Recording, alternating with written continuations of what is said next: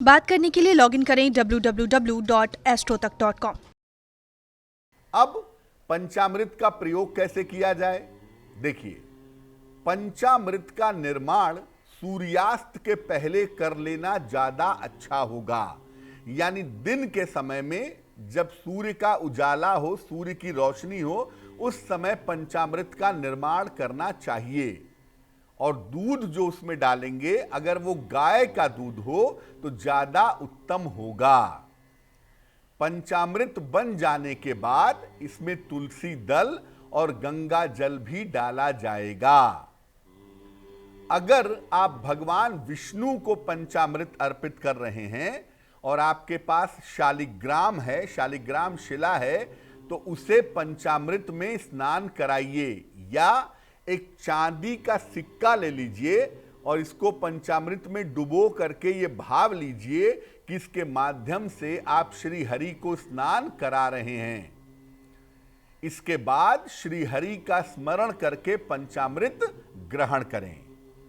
आपने देखा होगा, अक्सर जन्माष्टमी के अवसर पर भगवान कृष्ण की मूर्ति पर पांचों चीजें अलग अलग करके डाली जाती हैं, फिर उनको साथ में एकत्र करके पंचामृत बना करके भक्तों में बांटा जाता है। इसको पंचामृत स्नान कहते हैं। ये भी आप चाहें तो भगवान कृष्ण या भगवान विष्णु को करा सकते हैं।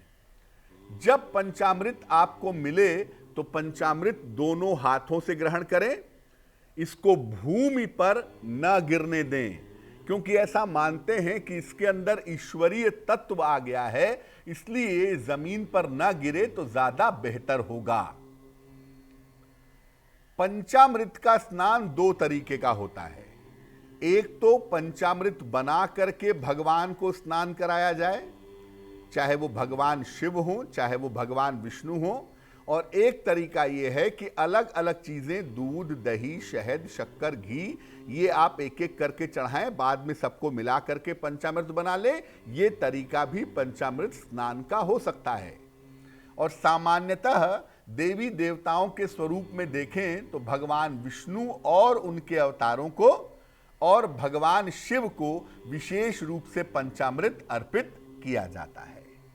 देखिए, एक चीज और होती है, पूजा में अक्सर आप लोगों ने देखा होगा, सुना होगा, उसे कहते हैं चरणामृत। अब पंचामृत और चरणामृत में अंतर क्या है? देखिए, पंचामृत में कौन सी 5 वस्तुएं पड़ती हैं और उसके पीछे के विज्ञान क्या हैं वो हमने आपको बताया।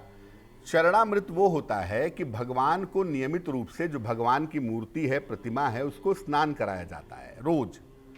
स्नान कराने के क्रम में सबसे अंत में उनके पैरों को धुला जाता है, उनके चरणों को स्नान कराया जाता है। और जब चरणों को धुला जाता है तो चरणों से निकलने वाले पानी को एकत्र कर लेते हैं। बहुत सारे लोग उस पानी में तुलसी दल डाल देते हैं, कुछ लोग मिश्री डाल देते हैं, और इस चरणों से निकले हुए जल को चरणामृत कहा जाता है। अगर आप तकनीकी रूप से देखिए तो स्वर्ग में माता गंगा भगवान विष्णु के चरणों में रहती थी और वहां से धरती पर आई, इसीलिए गंगा जी को भी कहीं कहीं भगवान विष्णु का चरणामृत कहा जाता है।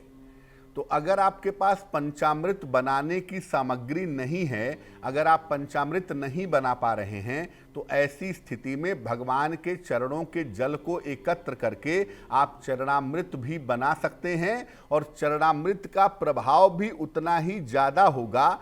शास्त्र कहते हैं कि जो भाव सहित चरणामृत या पंचामृत ग्रहण करता है उसकी अकाल मृत्यु नहीं होती, लेकिन जरूरत शुद्धता की है, पवित्रता की है और भाव की है। अगर पंचामृत बनाने की सामग्री नहीं है तो भगवान के चरणों को धो करके उस जल को श्रद्धा के साथ ग्रहण करिए, आपको लाभ होगा।